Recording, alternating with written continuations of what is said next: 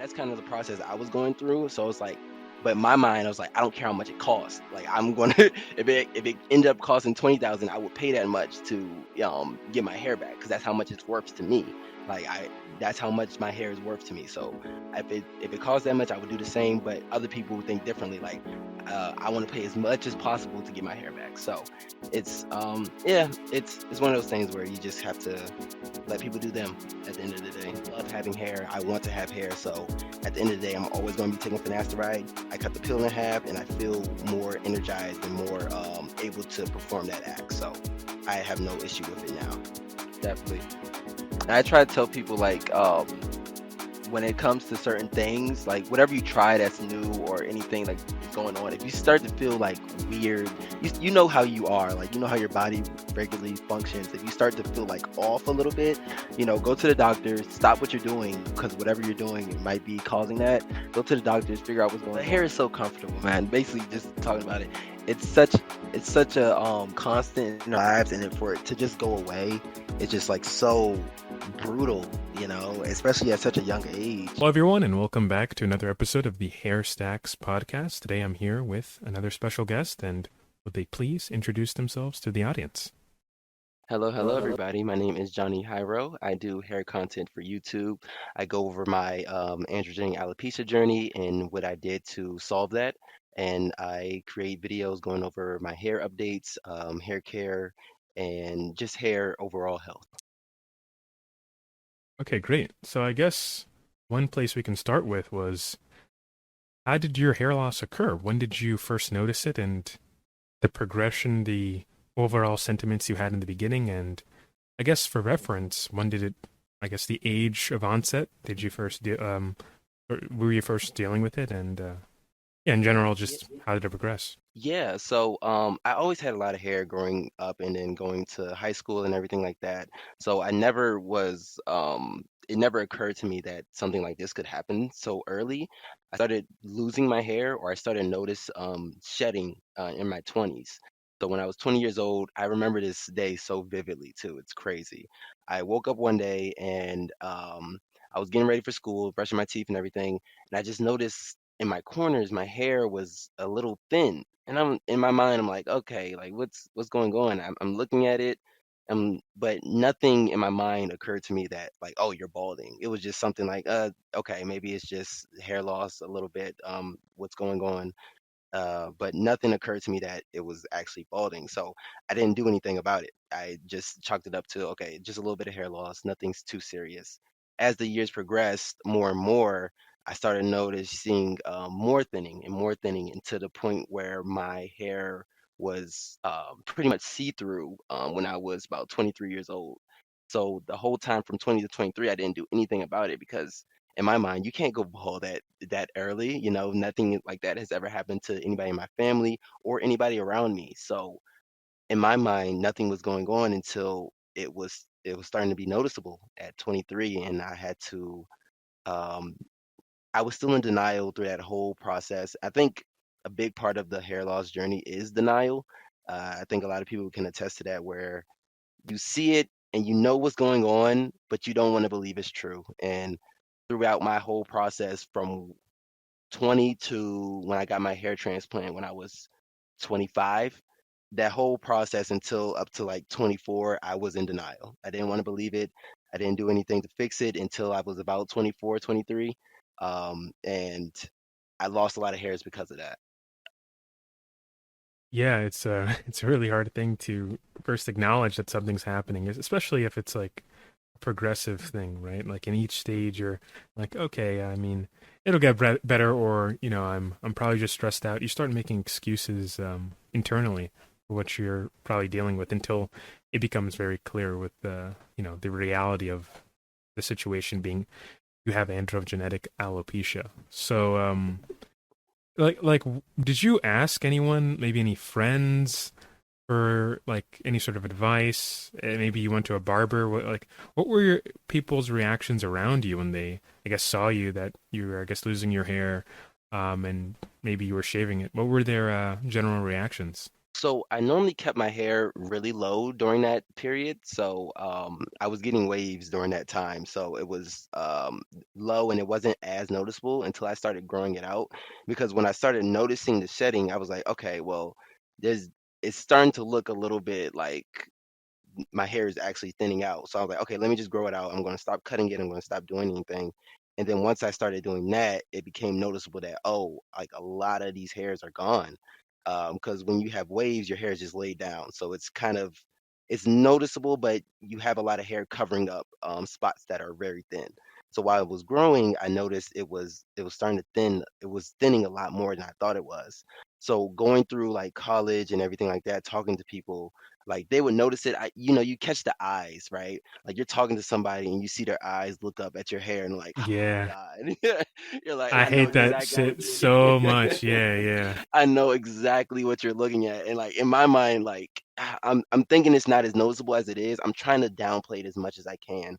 So in that process, I'm going to the barber and I'm telling them about it. I'm like, hey, like I think I'm balding. Like in my mind, I'm still like, that's not happening, right? So I'm saying, I think I'm balding. Have you ever seen anything like this before?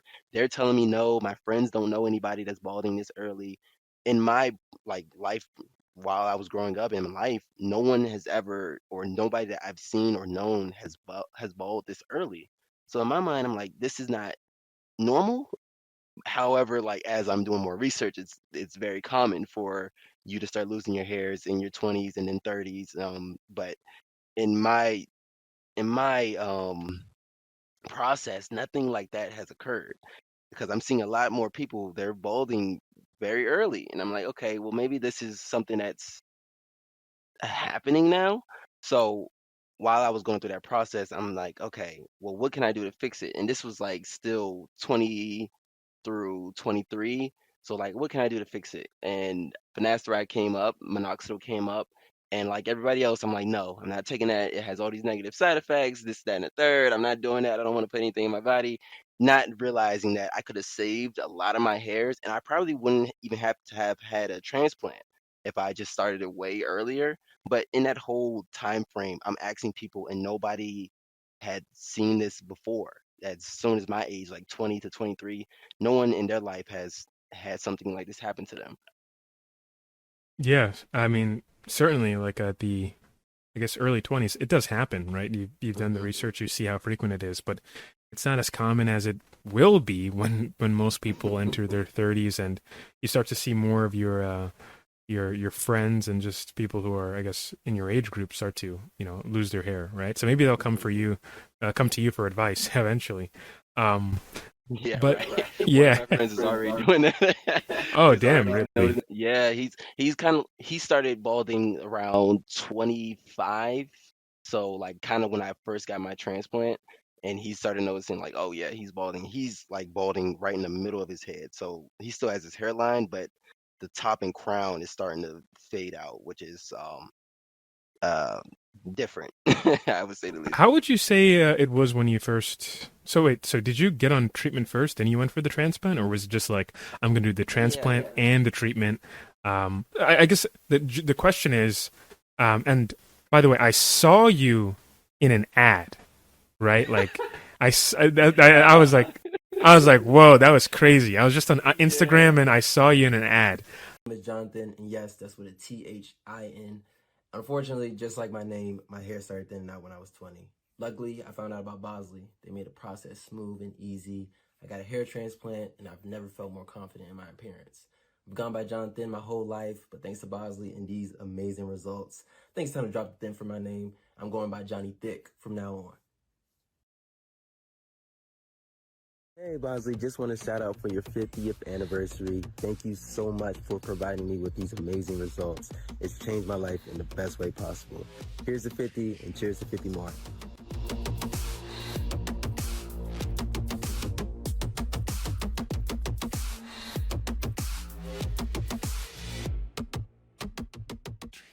But I guess you can speak to the entire process.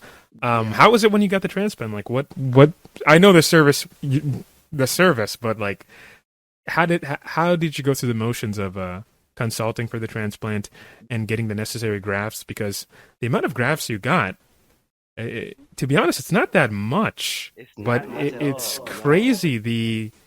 I don't know, the coverage and just how it came and grew in. Hmm. It's actually, to me, I was like, you could go for like three more transplants too if you wanted to. Exactly. Yeah. If I wanted to, yeah, yeah. The process started when I was about 23, and that's kind of when I found out like, oh, this is happening. Like you're balding, and there's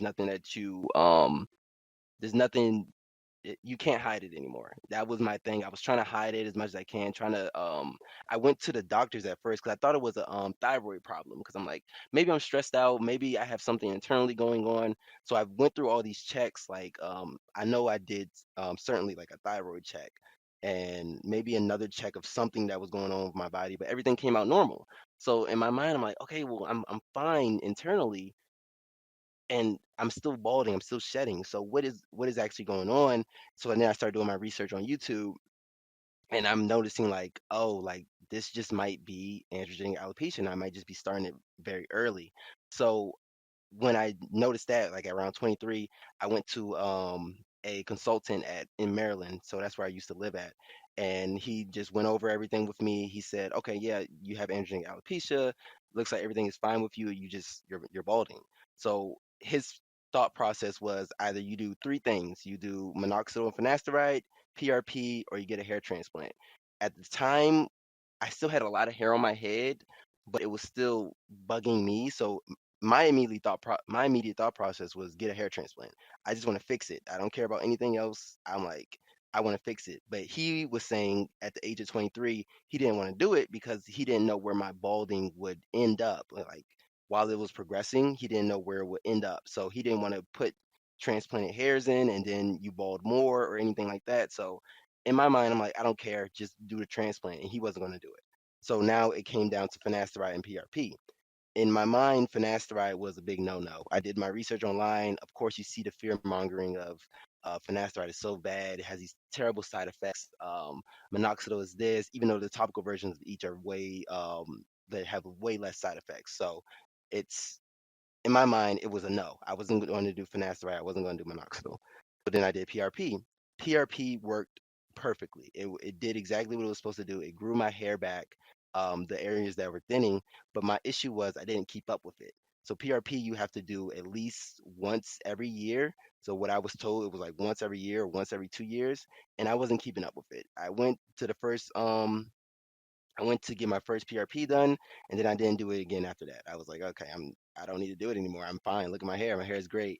Again, being in that denial stage, like, oh, you're still balding, but you have to do the treatments to keep it from from balding even more.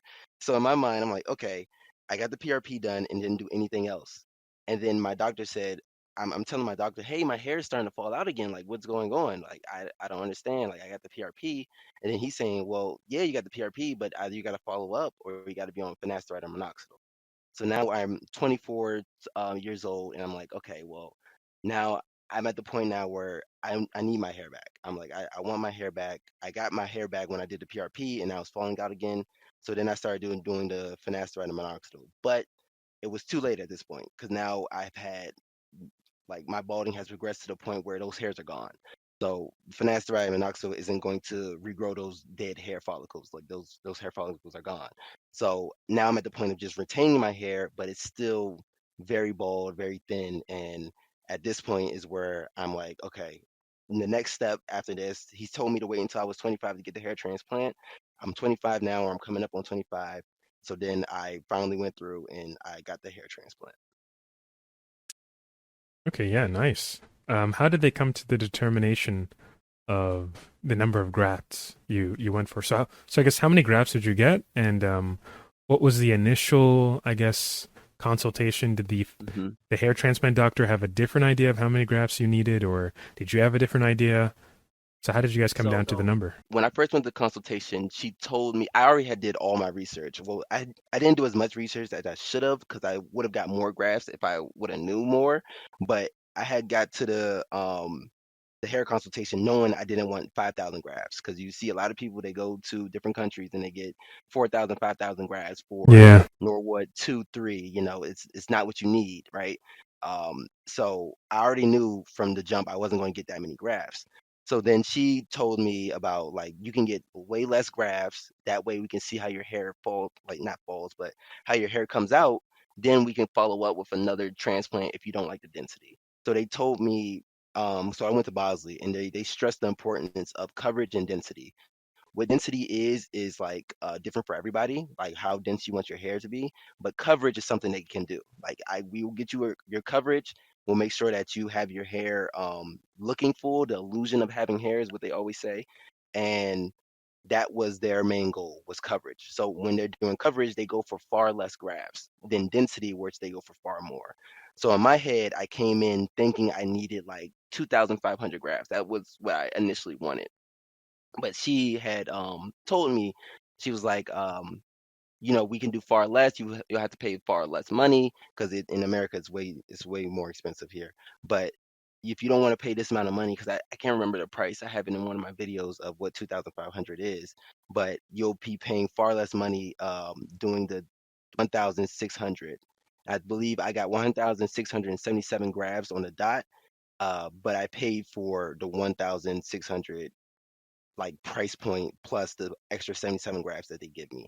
So I in Hmm. total got 1,677 grafts, which is able to cover my head. So they stress the importance of just covering your hair. It's not going to be as dense as you want it to be, but having afro hair, I'm able to cover it up way easier or better because of the way the hair curls. So the thinning areas that I do still have in my hair, you can't see them because the curls kind of block them.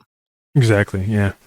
That's a big a big advantage. Sorry, Yeah, when it comes yeah. to afro textured hair or more curlier hair types. Hmm. That sort of coverage that you get per square inch, or I guess centimeter on the scalp. So Yeah. that's a really yeah, really decent. Um, did you so when after the transplant, how was the I guess the recovery like? What were you doing to I guess maintain the grafts, and what was your outlook like? Because 2 months after the transplant, by now the hair has fallen out, or the little Hmm. whatever little zombie hairs, I guess what some people call it. Yeah. What was your outlook towards that? Like just seeing that happen. Yeah, so the transplant went really smoothly. I hear a lot of different takes on hair transplants in different areas that they actually hurt, especially like the needles and the anesthesia part.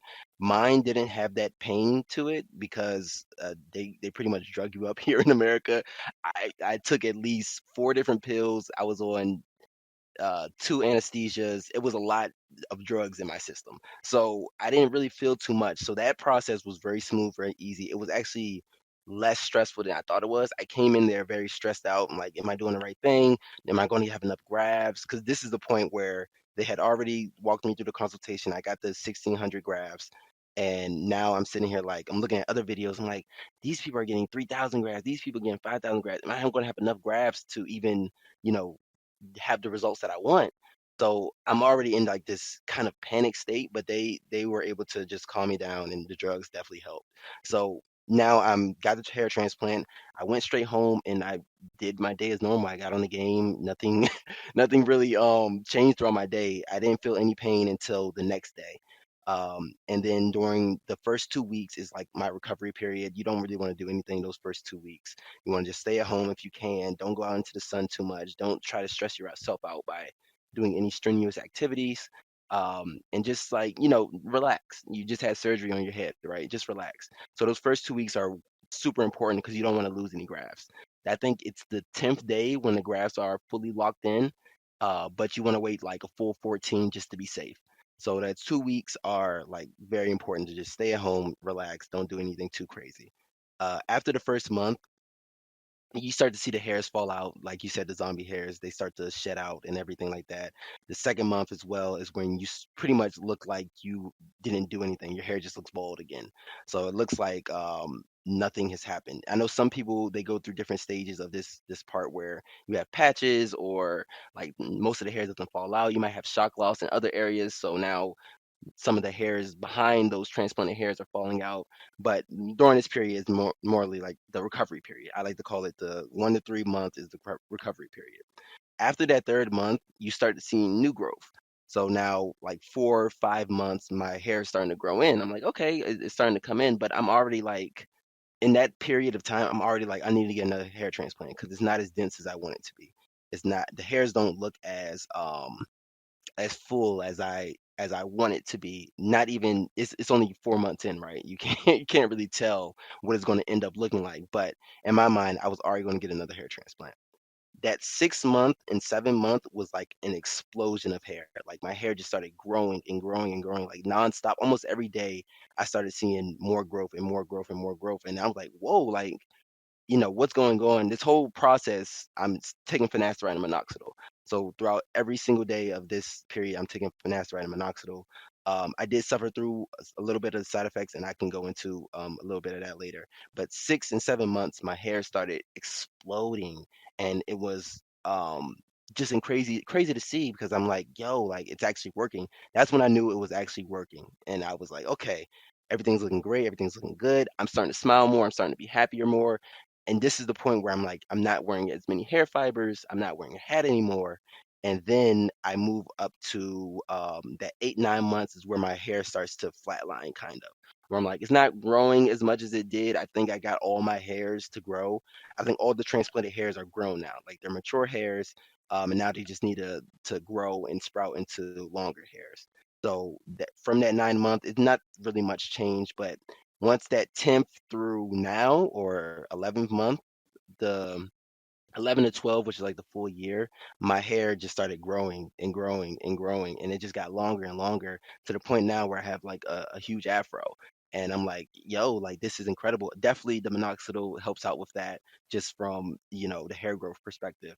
But my hair has just like flourished ever since. And it's thick, it's full, it's not as dense, but you wouldn't notice that because of how my hair curls. So I'm going to have a video coming soon about like what my hair looks like when it's wet, because that's when you can really see like how low the density is. It's not that dense at all when it's wet. You can actually see it, but when it's full, it's dry. You wouldn't be able to tell. Like nobody is able to Yeah, tell. I can't show when everybody like just sees me out in public, they wouldn't never know I had a hair transplant. So that whole process from the 1 year, it's like that first half of the year of your hair transplant, it's kind of like is this going to work? I don't like the way it looks, I might need to get another one. And then the second part of the year is like, oh, it's actually filling out, it's actually looking good. And that's when you kind of, the 9 month area is when you kind of know if you have good results or not. definitely. Yeah, that was a really good explanation of just about the experience you had. Mhm. Um, I would say you talked about side effects. First off, what sort of minoxidil are you using? Is it topical? Is it oral? Likewise, same thing with finasteride. Is it topical? Is it oral? Can you describe? Maybe you don't have to get into too much detail about what those side effects were, but Mhm. just general side effects that you may have noticed, and there's any sort of precautions you're taking towards trying to mitigate those side effects. Yeah, yeah. So let's just start from, I think it was 2023 is when I got my hair transplant. Yes, 2023. So in January, I started taking finasteride, the pill version of finasteride. And that's when I just being consistent because I always had finasteride on hand. Before then, is I started taking the pills, but I wasn't consistent with it. I did it like twice a week or maybe once a week. I wasn't consistent. So in January 2023, I started taking it consistently. Um, Throughout that time period, I really didn't feel any side effects. The only thing I might have experienced was a little bit of sadness, but I keep telling myself that you were already sad before because you were losing your hair, and I don't think the finasteride was I think it was like maybe a placebo thing or like something mental where I'm like, oh, the finasteride is making me sad. Where, and I thought about it now, I'm like, yo, yeah, you were already sad before because you were losing your hair, so it wasn't like the finasteride increased that or made it worse. You were already sad. So then I started taking finasteride. I didn't have any side effects that I knew of at that time. And then around the third, I got my hair transplant. In the third month into my hair transplant, I started taking minoxidil. I think that the third or second month, I started taking the oral pill of minoxidil.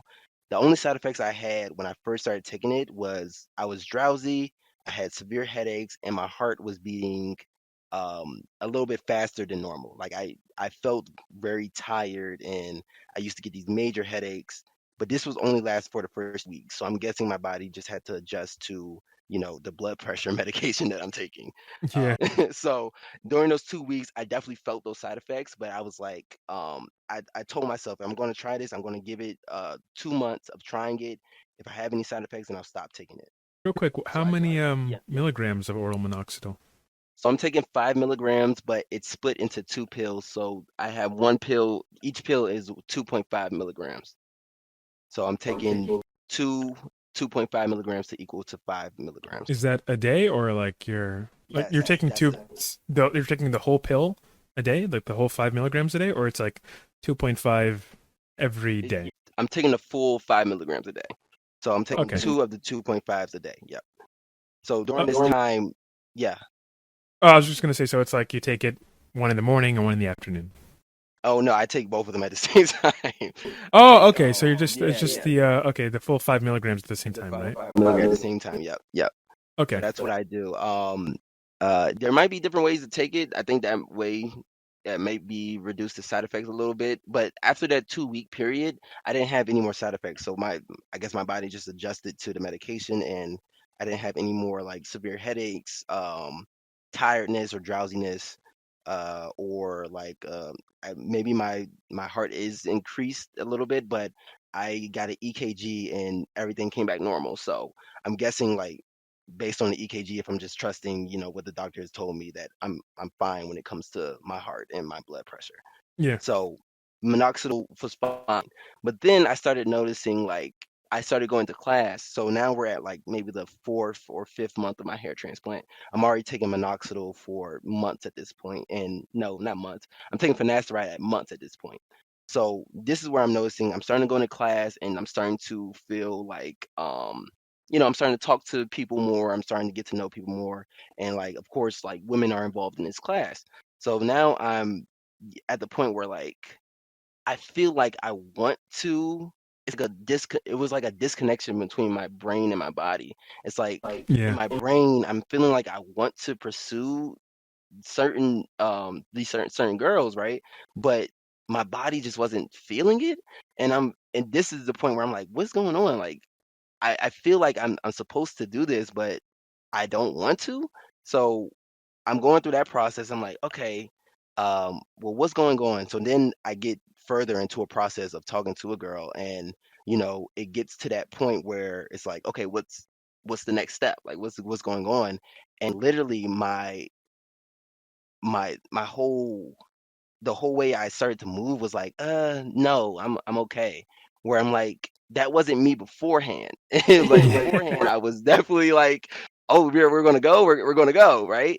But in this time period, I'm like, no, I don't want to do that. I'm like, what's going on, right? So I'm like, this doesn't feel like me. That doesn't feel like what I would do. And I don't know if it was just like I go back to this all the time. Like you were losing your hair. Maybe you were just self conscious about whatever was going on. You didn't feel confident enough to even have this in your life right now. Like maybe it was all a mental thing for me. I don't in my mind I try to like piece things together because everything's not one sided. Like it's not just I'm taking this pill and this is the reason why. It's like what else was going on in that time period? Was it the pill or was it what I was going through mentally? Because during that time period, I wasn't even talking to women or trying to engage in that period anyway. So now that I have that access, my hair is starting to fill in a little bit more. I'm starting to get a little bit more confidence. Why am I not trying to do that? So then I started looking up more side effects of minoxidil, not minoxidil, finasteride. Your videos definitely helped. I watched one of those videos of the side effects of finasteride and everything like that, and you went over the breakdown of like what the side effects are and how common the side effects are. I tell everybody now, like the side effects are super, super, super rare. Like it's not something that's gonna, if you take it, you're definitely gonna have these side effects. Everybody's body is different. You react to things differently, right? So in my mind, I'm thinking like, okay, so maybe I'm suffering from low libido from the finasteride. I know beforehand I wasn't that kind of person that would turn down something like that, and now I am turning down something like that. But it wasn't an issue with getting up, because now we're getting to like more deeper deeper conversation. It wasn't to the point where I couldn't get up. It was just to the point where I did not want to perform the action. And that was where I was like, okay, so maybe I have low libido. I start cutting the pill in half in October. And throughout that time, like while I'm cutting the pill in half, I'm back kind of like I'm pretty much pursuing that again, and I'm actually going through with it, like where I'm at. It's not a it's not like a blocker for me. Like my body and mind are in sync now and I'm able to just do it. I'm like, okay, cool, yeah, let's go. And then that's when I kind of realized, like, okay, was it the pill, or now it's October and I have a lot more hair and a lot more confidence? So I still am on half the finasteride pill. That's just what I do.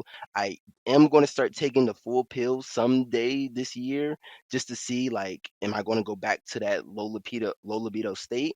But we'll see. We'll see. But that was like a long version of what was going on with the side effects that I had from finasteride and minoxidil.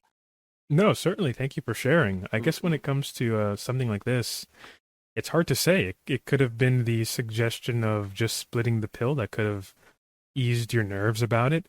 It could have very well be the fact that you're taking less of it, and so you have a lower, I guess, load in your system when it comes to finasteride. Um, it it could just be over time your body adapted to the hormonal displacement, because when you take finasteride, you reduce the conversion to DHT, but you have excess Mhm. testosterone, which in some cases can turn into estrogen, and that in some men, the testosterone to estrogen ratio, if that's like altered a bit, that can impact your libido. So, I mean, there's a lot of Mm. things that it could be, right? Yeah. But certainly it's something, you know, you have to just. I just see this all the time. Kind of just go through it, try to push through it if you do have Yeah. any sort of side effects. Yeah. Because I certainly think it's just in my opinion, it's worth it's worth it, because if you Yeah. adapt to it and then you're getting good hair progress, certainly worth it in my opinion. Yeah.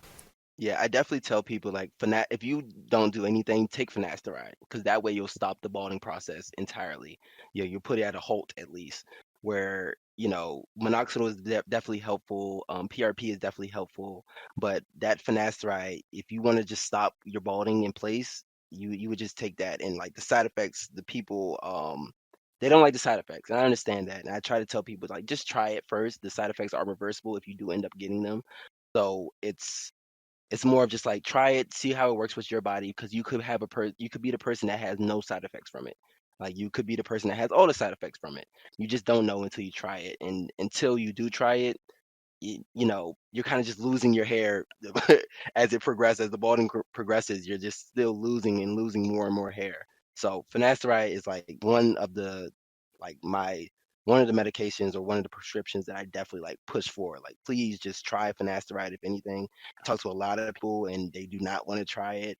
I try to give them my experience with it. I try to tell them how beneficial it is, but it definitely has that stigma behind it of, oh, I'm not going to be able to get up, or I'm not going to be able to perform. It's like, is it worth it?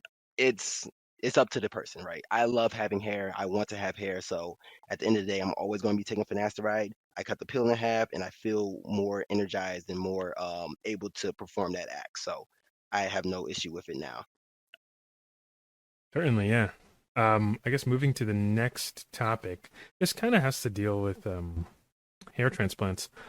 Why didn't you consider going to a place like Turkey? Because I know you mentioned sometime in the beginning, that there are some people when they go for transplants, they go for like 5,000 grafts, and they go to other countries. One of the biggest countries when it comes to hair transplants, I'm sure you know, is Turkey. Did you consider Hmm. it? Did you consider going to Turkey? And if so, why wasn't it the option that you ended up picking?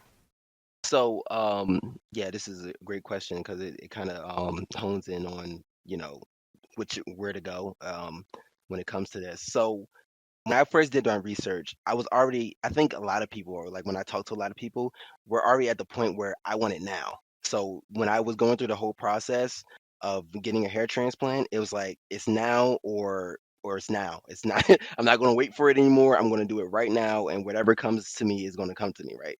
So in that process of doing my research of where I wanted to go, there was only two places that stuck out the most, right? Staying in America and going to whatever clinic, Bosley or a local clinic, or whichever clinic is in your area, or the dreaded Ashley Tarkin, which comes up a lot. And unfortunately, a lot of Afro hair people go to like that area. So, and they take out so many grafts, and so now I'm doing my research. I'm seeing all these people go to Ashley Tarkin. They're getting like 5,000 grafts. Honestly, I have I don't think I've seen a video where they did less than 5,000 grafts. If I'm That's a just good thinking point. about it at the top of my head, like I don't think there's any hair transplants like videos that I've seen that does less than that. Because there was one, and this was kind of like, oh, I'm not going there. So I'm going through the process, but I'm seeing all these people are having good results. So I'm like, okay, well, at least they're getting good results from it. But I'm learning more about the donor. I'm learning more about, like, you have about 7,000 safe grafts to take from your donor where it still looks natural. And like I'm just doing more and more research. So I'm going through that process, and a video comes across, and I can't remember the person or the guy who made this video, but he was at a Norwood too, and he got 5,000 grafts from Ashley Tarkin, and that was kind of like my red flag of like, Oh oh man. yeah, you do not want to go there. There, at and I tell people, like, it's not your job. It's unfortunately how it is. It's not your job to know how many grafts you want. That's up to the doctor. Like, they should know exactly how many grafts you need for the Norwood you're at. Like, you shouldn't have to. You're supposed to. You want to do all your research you can, but like there's supposed to be that guidance to say like, oh, this is where your Norwood is at. This is how many grafts you need. This is how many grafts we can do to get you where you need to be. And so, in that determines of he got, and it wasn't even like he got he's a Norwood too, and they put more grafts in like the middle of his head for the crown just in case he recesses. It was all in the sides where the Norwood 2 was, and like the sideburns. I'm like, that's crazy. And when I saw that, that was kind of my trigger, like, okay, well, I didn't even think about doing more research in Turkey at that point, because now I'm sitting here thinking like, oh, all Turkey clinics must be doing 5,000 grafts, not even, understanding like that's not how it works, right? Hey guys, what's up? It's me. I'm in the post edit and I want to include this clip. It's from a really good channel if you're looking at getting hair transplants and you want to get educated about some of the scams that may exist out there. Please look up the channel Rate Your Clinic, or I think it's also called Rate This Clinic. In any case, I'll put the link in the description below to this channel. The owner, he does a lot of good reviews and interviews when it comes to hair transplant clinics and the butchery that occurs in some of these clinics, specifically in the country of Turkey. So please just check it out, check out his channel, and hopefully I'll have him on in the future for an interview, but I'm just going to put this clip in this video along with another clip of another YouTuber describing Asli Tarscan or Tarkan, whatever the clinic's name in Turkey, because the tendency of these clinics is that they want to maximize the amount of transplants they're doing, specifically the amount of grafts they get out of each patient. So they tend to overharvest. So, and like Johnny said in this interview that we just did a couple weeks ago, that someone can come in with a Norwood 2 and they'll say, okay, 5,000 grafts. Someone can come in with a Norwood 3, and Ashley Tarscan and other hair transplant hair mill clinics will go for the maximum amount of grafts, even when it's not even logical to do so. So hopefully this can supplement the interview. I'll include these two clips, and this can help you guys just become more aware of what's going on out here. So please check the description for all relevant information discussed. Anyway, let's get back to the video. 3 months, so the hair will fall out, the hairs that they've implanted fall out, and then they're going to come back after 3 months. They fall out and then they come back, and that's when the real growth starts happening. So I waited, and after about 3 months, man, so my hairline had come in. It was very pluggy, like I said. There were multiple hair grafts in there. So in the hairline, you're only really supposed to use single hairs, but these had multiple hairs in them. So the hairline looked really thick and pluggy. It looked weird, it looked unnatural. And then behind the hairline, on the corners, I had big holes in my hair. So where I saw that they didn't implant grafts on the day after the operation, barely any hair had grown in there after 3 months, because they didn't. Either they didn't implant or the grafts didn't survive. I'm not 100% sure, but I have big holes above the hairline in the corners. So I look weird. I would walk around, I'd have hair in my hairline and I'd have 2 holes in the corners. They look like horns. Yeah. And at that time I was keeping my hair somewhat short. And it was just obvious that people would see me and I'd look them in the eye, and their hair's going up to their eyes are going up to my head, to my hairline. I could see their eyes flickering towards my hairline. And it really, really, really knocked my confidence. I'm not going to lie to you, because it looked weird. My donor area looked very weird. Have a massive scar there, basically like a box scar. So while this video is going, you'll be able to see pictures. I'm not looking at them right now. Or in fact, let me bring them up. But yeah, big scar on my hairline. You can see the outline of that scar, and it looks like something has happened. You can tell that something has happened. It looks so weird. So anyway, I messaged Ashley Tarjan, and there was one woman who was the one who gave me like the aftercare tips and was kind of like the coordinator for them. She answered the message, and I said, look, what have you done? You've destroyed my hair. You've destroyed my donor area. Like, what's going on here? I need some money back. And by the way, after the operation, I don't know what they do now, but they gave me a certificate, a quote unquote guarantee of their work. And I can upload that certificate as well. Guarantee of their work. But that guarantee doesn't mean F all. Because the woman, I was telling her, listen, you've destroyed my hair. She kept saying, oh, yeah, it will grow back in a couple months. Give it some time. We'll see. I'm sure it will grow back. Couple months went by. I messaged back. Oh, it will grow back. And then finally I had enough. At about 6 months, I just said, she's destroyed my hair. I want a refund. Now, a refund ain't going to fix my hair by itself. But at the very least, if I get a refund, I can go and try and seek some form of repair. Either I can go and do SMP, or I can do another transplant. I can do something. At least I don't feel like they took my money and destroyed my hair. At least I've got one of the two, yeah? But they didn't do it. They kept fobbing me off. Oh, give it some time. And eventually I just got so frustrated. I'd had enough. They wouldn't give me a refund. Kept fobbing me off. So I went and left some bad reviews on their Google. So I left one initially. I'm sure you can find it if you look hard enough for it. And they replied to the review saying that they couldn't find me on their database and I wasn't a customer, which was clearly rubbish. And then straight after that review, 10 new positive reviews popped up the next day. Clearly they've got people working for them writing fake reviews, because the English is garbage.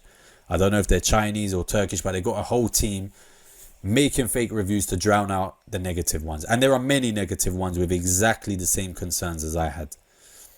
So I left a negative review. Then I left another negative review. And this time in the reply, they accused me of being a former employee and apparently stealing their patients' details or stuff like that. And they're going to put a lawsuit against me or something like that. So they're clearly crooks. They wouldn't acknowledge what they did to me. They butchered my hair. They wouldn't acknowledge it. They completely destroyed my hair. Okay, and it really knocked my confidence. Like I said, like I've never been somebody who is very vain, but when you're walking around with a weird recipient area and holes in your hair and a big patch at the back of your hair, it will knock your confidence. When people are talking to you, you don't want to look at them because you think they're looking at your hair. So anyway, I eventually decided, you know what, I'm going to just shave it all off. And I got SMP. So SMP is scalp micropigmentation. And it can be a reasonable way to cover up scarring and that kind of thing. I mean, the next clip we will be looking at is from a YouTuber known as Jay's Space. That's spelled JAY''S space SPACE. And the title of the video is Stay Away from Asli Tarkan. Asli Tarkan being spelled ASLI space TARCAN.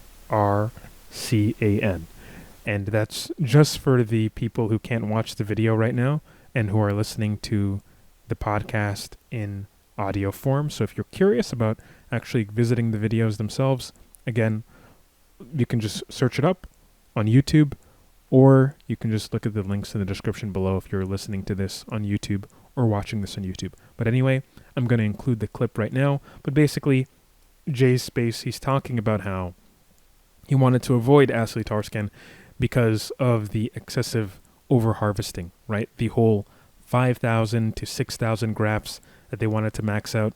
To my knowledge, this guy was only about an or 3 or 2 when he started out. And yeah, obviously that's way too excessive. So I'm going to include that clip, and I'll come back and reintroduce us back to the interview that I was doing with Johnny Hero.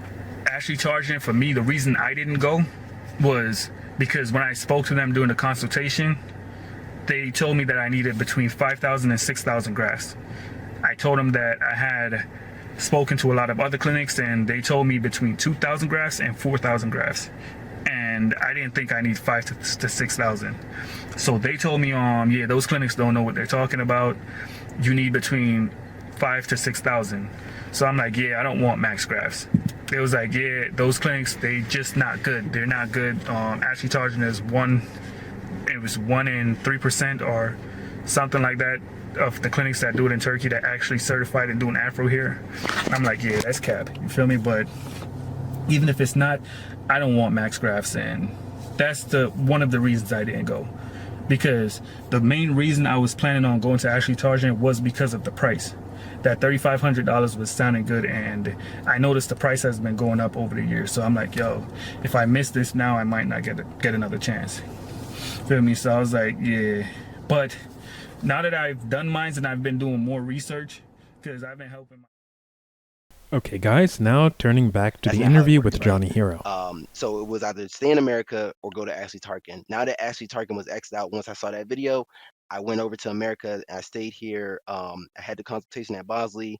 They told me they can do way less grafts because I told them about like I just don't want to have like 5,000 grafts. Like I know I don't need 5,000 grafts. I want to keep as many grafts in my donor as possible. And they're like, we're not going to give you 5,000 grafts. So they priced it a little bit lower and lower until they got to a point where the consultant was like, I think you'll be great at 1,600. I think we'll be able to give you great coverage. You're not going to have a lot of density, and what density is depends on each person, but we can get you covered for the 1,600 grafts. And so that's what I ended up doing. Yeah, I think it's insane the amount of grafts that some of these hair transplant clinics in Turkey try to go for. I've seen it too, like 5,000. Just all in one session. It's just I don't get how they could do that. One thing that I've noticed is that at least in Turkey, they don't actually have dedicated the doctor is not doing the transplant themselves, right? It's usually just some sort of like tech or of some kind, like a hair transplant tech, and they don't have that many regulations over there regarding who gets to become, sort of technician. There could be some phenomenal techs out there, right? But it tends to be the case that a lot of them are just like people they just pull off from the street, and then maybe in like 6 months they learn it somehow, and then they do it, but they don't have that much supervision. So I think it's it's certainly concerning. I know that when they do the transplants, it tends to be the case that in Turkey they have a higher rate of failure, right? Per graft. So it's, I guess, somewhat advantageous for them if, let's say, they have an 80% success rate when it comes to actually transplanting the follicle per follicle into the recipient area. I mean, you're just going to have to extract more hair follicles to make up for the, let's say, 20% that don't necessarily grow because they're not doing it right.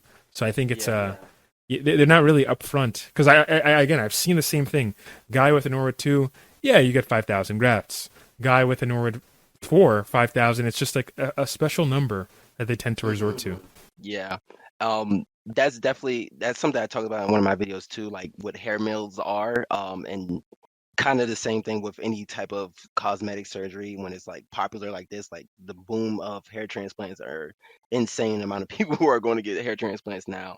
But yeah, like it's done solely through the technicians. I have talked to people where they went to Turkey, they went to certain clinics, and they talk about how the doctor is present, like they're there in the like they're coming in and out of the room, they're supervising and everything like that. But at the same time, it's like, yeah, you're here. The thing about the hair mills is like, okay, the doctor's here with you. That means there's somebody else out there because they have 6 different people coming in at the same time. So that means there's somebody out there that the doctor is not there with. So, you might have the best technicians out of the 6 people who are here. 2 people might have some of the best technicians that have ever worked on hair transplants, right? They might have went to the schooling and everything and got their certificates to do this job. But the other 4 people are just have techs that maybe are new to this, like might be their first head they're working on.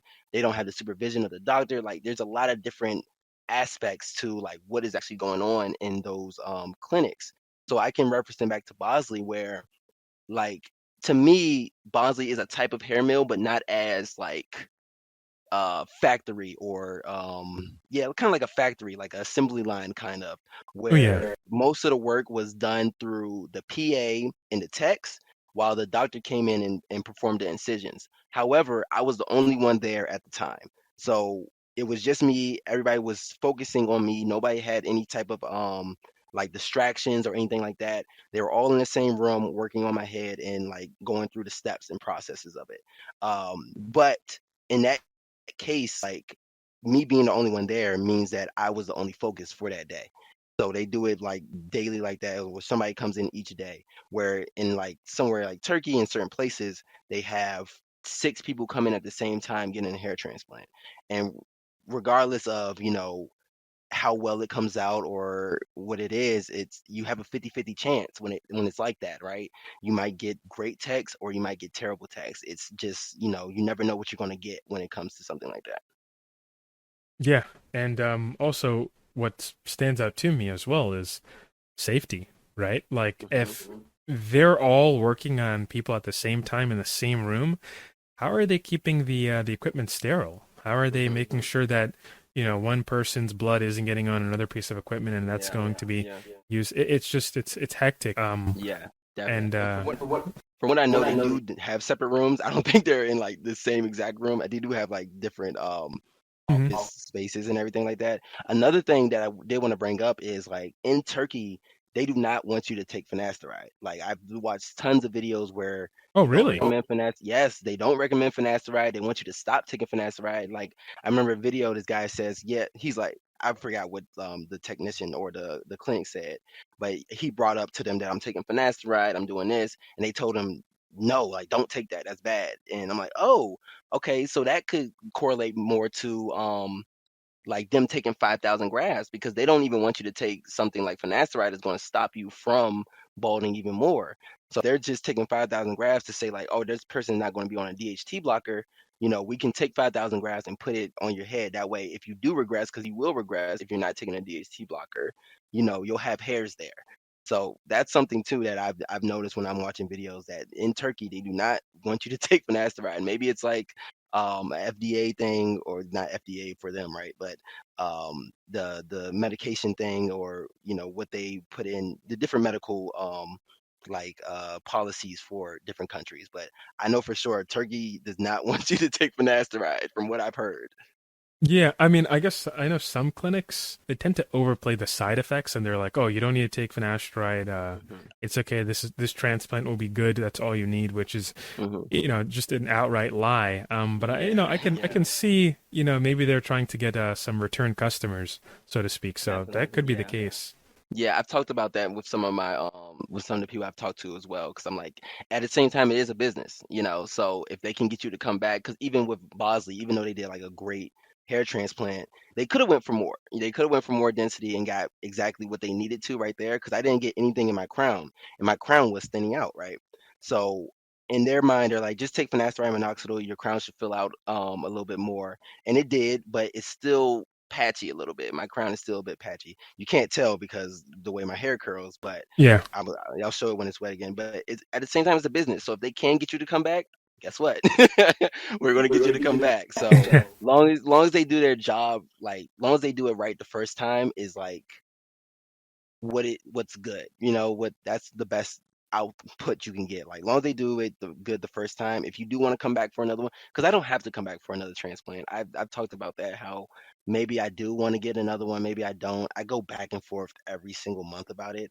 But right now, as I see it, I do not need another hair transplant. My hair looks fine, especially when it's in the afro, especially when it's curly. Even when I got braids, it looks like it looks great, you know. So I definitely don't need it. It's more of a self-conscious thing of me, like I can tell it's thinning, so everybody else can tell it's thinning. So yeah, but it's definitely a business at the end of the day. Yeah, no, I mean, those are really good observations that you made. Um, I don't know, because I've seen people, I've had friends who talk about, oh yeah, I'm going to this country, going to Turkey, Hmm. and it's like, oh, I'm going to get 5,000 grafts. Oh, all right. How much is it? Man. It's only $3,000 total, and I'm like, oh, well, I mean, good luck. I mean, I can Right. exactly. Like, I can Exactly. sit here and tell you like, oh, this could happen. Be Hmm. careful of this. But it's like at the end of the day, I mean, it's pretty expensive in the U.S. But It my is. whole thing, it's like, what do they say? Buy nice or buy twice, right? Hmm. Because Hmm. if like to restore a bad hair transplant is way more money than to have Yeah. it just the first time. It's kind of Yeah. ridiculous. And now you're taking hairs from your chest, you're taking hairs from your beard, you're not even taking hairs from like the back of your head anymore because you just got 5,000 grafts taken from the back of your head. So Yeah, now like you're trying to recover your bad hair transplant with no grafts to use. So now it's like even more strenuous process when you could have just got it right the first time, you know. exactly. Like a lot of people get butchered because of that. Hmm. I think I was talking to Dr. Assman, and he said when it comes to like afro hair, you can take a good deal out of the donor area, and it would probably look unaltered. And I've seen that in Hmm. many cases where Yeah. guys with afro or a bit more curlier, kinkier types of hair, uh, they get their donor harvested a lot, maybe like 4,000, 5,000, 6,000, and when it recovers and it grows out, it's like it doesn't even look like anything was taken Yeah. out. Yeah. But when it comes to people with like that have straighter hair, that's also a major issue. If you take out that much, it's not gonna look cosmetically like appealing. Yeah. Yeah, so that's Yeah. something people have to keep in mind. To be honest. Yeah, definitely. I've told people countless times to. I get a lot of people that like DM me on Instagram or email me about Ashley Tarkan and like, oh, I'm going to Ashley Tarkan, and I can sit here and give you the whole spiel about like why you shouldn't go there. I hope you did your own research. I hope you already went through the process of going through everything. But at the end of the day, I just tell people like be careful when it comes to your grafts. Like be careful depending on what you're trying to look for and what your Norwood is. You don't need to do 5,000 grafts, especially if you have afro hair, because if I've shown anything, you do not need that many grafts to get to a result that you're looking for. So I try to. Again, like you said, I can't tell you what to do with your life at the end of the day. Like you're gonna make your own decisions. So um, I can only tell you what I know, and then if you want to still pursue it, then go ahead. But yeah, I definitely try to warn people about like just the precautions of, having it is cheaper, right? And when it comes to something like this, you want it done so badly that you don't care at the end of the day. Like if I can get my hair back, I just want to get my hair back, right? And that's kind of the process I was going through. So it's like, but in my mind, I was like, I don't care how much it costs. Like I'm gonna if it ended up costing 20,000, I would pay that much to get my hair back because that's how much it's worth to me. Like that's how much my hair is worth to me. So if it costs that much, I would do the same. But other people would think differently. Like I want to pay as much as possible to get my hair back. So yeah, it's one of those things where you just have to let people do them at the end of the day. And that's also another point, just about how much it costs, Hmm. and the habits that people have. I guess what I'm trying to say is, I've seen people get a hair transplant done. They pay a lot of money for it, but then Hmm. at the same time, they're like, "Oh, but I'm not interested in taking finasteride or anything Yeah. like that." It's Yeah. like, it's like driving a car without insurance. You get into an accident, Yeah. you're in trouble, right? You're in Yeah. major trouble. So you have to kind of have the foresight of the future, and that, okay, this could progress beyond the areas that they transplanted. Let me use something to try to maintain it. I just can't see how somebody can justify spending a lot of money but not taking treatment at the same time. Yeah, and I have a lot of people. That's like a great observation because I tell people that all the time. Like, yeah, you're getting the hair transplant is a fix. Like it's just like a patch. It's like tape. It's just a little something to fix the problem, but it's not going to like completely solve the issue. So you have to take these finasteride, minoxidil, these different treatments to make sure the rest of your hair doesn't go. So you're getting all these hairs transplanted on this area. Those hairs are going to be fine, but the rest of your hairs are going to start to fall out and start to thin out, and you're going to be like, "What's happening?" It's because like the transplant is just like a temporary, it's a little patch on your head. The rest of your hairs are still going to be getting hit by waves of DHT. So going back to like the finasteride aspect of it, I show people. I don't know if there's like I wish I could show an image, but there's an image of Tory Lanez playing basketball, and like you see, everybody knows Tory Lanez has he had a hair transplant, and Yeah. he has like this rim around his head, like he has the transplanted areas on the front of his head and around around the base of his head to the crown, but on the top of his head it's completely bald or thinning out, and that's because he got the hair transplant, but he didn't take finasteride minoxidil to keep the hairs that he had remaining. So yeah, the hair transplant fixed the hairs in the front, but the rest of the hair started balding out, and now you can see like what happens if you get the hair transplant, but you're not taking any type of DHT blocker to stop your balding from progressing. And a lot of people they don't want to take finasteride. I know what it is. I was the same way when I first was introduced to it. So, what are your thoughts on like natural remedies? So, like rosemary oil, or I think caffeine oil is another one that's like natural DHT blockers. In my opinion, like nothing is going to be as strong as finasteride. But what's your thoughts on people that's like, I don't want to take finasteride. Is there any other thing I can use? Yeah, that's a really good question. I mean, when it comes to the use of oils, certainly I think they could have some sort of cosmetic benefit in terms of, keeping the hair moisturized and reducing breakage. That's certainly, I think, an important aspect, especially for people with like afro kind of hair, more kinky or curlier hair types. Definitely, I think oils have their sort of space for that. But when it comes to it being a sort of growth stimulant, I'm a bit averted to going down that route because Hmm. there's just not that much scientific evidence regarding it. I think Yeah, the thing that everyone talks about is rosemary oil, right? yeah, Rosemary oil being as effective as minoxidil. I think it was 2% minoxidil, which in of itself isn't that effective. And to be honest, with minoxidil, you need to have the necessary sulfur transferase enzyme to turn minoxidil into minoxidil sulfate, and this is they call it the prodrug that's responsible for actually growing hair itself. So if you don't have enough of that sort of enzyme, that's going to already limit how much you can respond to minoxidil.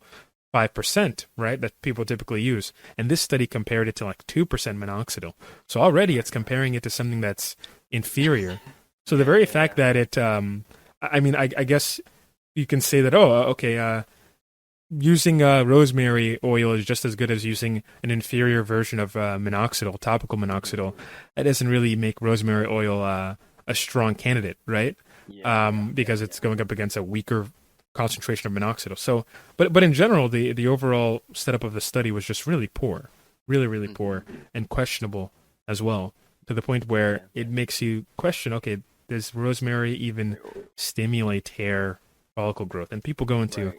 various sort of theories that all, to be honest, to me, don't really add up. If anything, I think in some people it reduces breakage, and if you're reducing breakage, you're having more length, and if you're having more Yeah. length, you attribute that to it growing more when that's not Hmm. necessarily the reality. Still, it can Yeah. have a so I think some oils like argan oil and stuff like that, they do have their sort of benefits in maintaining the hair shaft and the hair cuticle. Yeah. But also, I have to bring a point of caution as well. Some people have allergies towards plants, and you have to be careful. Yeah. If you have an allergy towards plants, you probably shouldn't be putting on rosemary oil or Right. exactly like all Yeah. these oils onto your scalp because you don't know how you can react to it. There was a guy, he's no longer with us.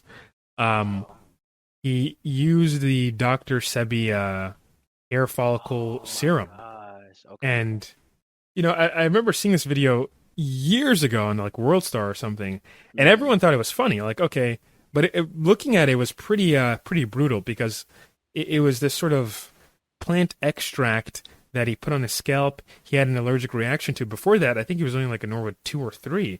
And it caused like this sort of inflammatory cascade such that his entire scalp kind of expanded and blew up, and then it was replaced with like shiny scar tissue. And I was curious about it, so I went to go, snoop around to see if I could contact him. And that's when I found like various lawsuits that he filed. This thing happened in like, I want to say 2015, 2013. I could be wrong. And he was still filing a lawsuit against Dr. Sebi's company for the injury. He had like a burn from the extract. Yeah.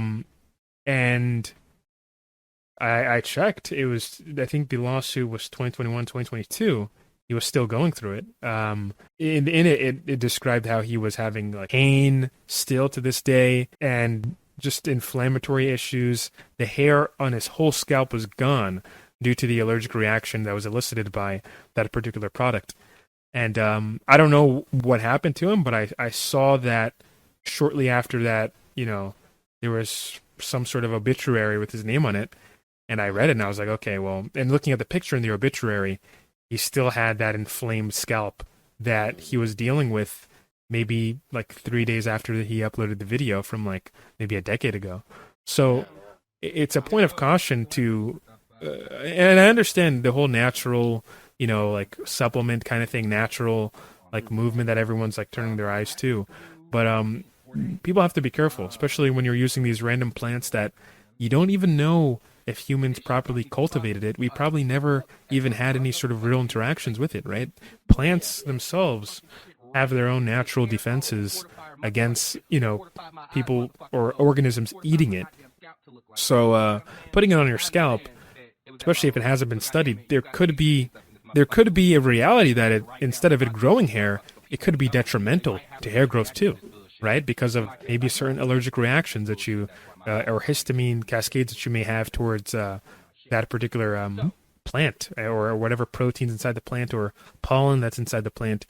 You have to be very cautious. So when I hear people talk about, okay, should I use plant oils?